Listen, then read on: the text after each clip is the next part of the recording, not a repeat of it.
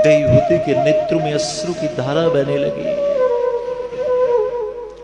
आश्चर्यचकित हो गई वो देवहूति,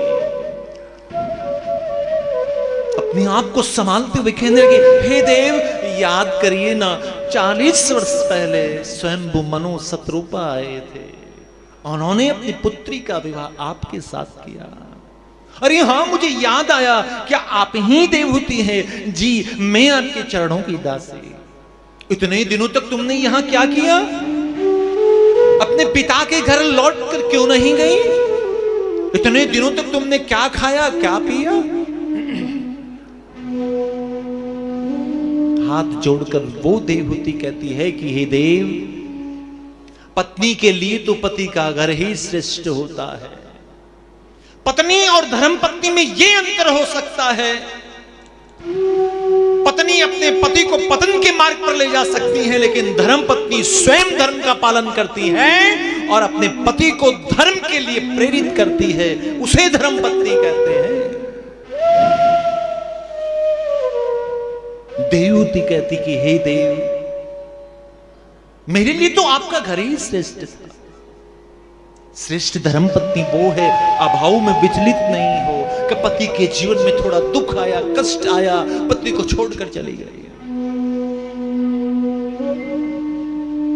इसलिए सनातन में संस्कृति है, रिश्तों को जीते हैं यहां लोग, रिश्तों को।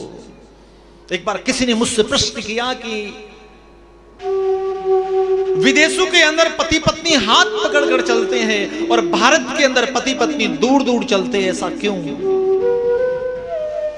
तो मैंने कहा कि विदेशों के अंदर भले ही हाथ पकड़कर चलते हैं, लेकिन विश्वास दोनों को एक दूसरे पर नहीं है।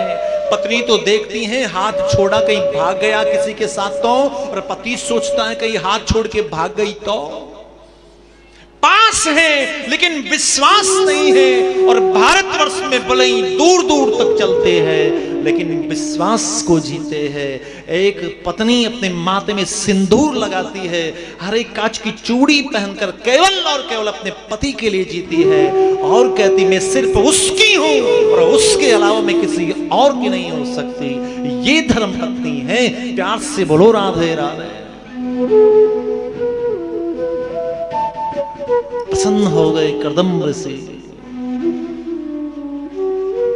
उसके पतिव्रता धर्म से प्रेरित हुए, प्रसन्न हुए। हाथ पकड़ा उस देवहूति का, एक सरोवर में डुबकी लगाई। स्वयं हो गए 20 वर्ष के, देवहूति हो गई 16 वर्ष। पुत्र होना था, पुत्र हुआ नहीं, 9 पुत्रियों की जमात आ गई। मानो घर के अंदर नव दुर्गा आ गई, आनंद आकार और विनोद लेकर।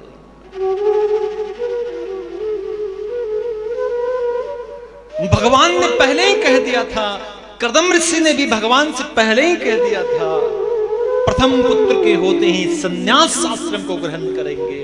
पुत्र हुआ नहीं, 9 पुत्रियां हो गई।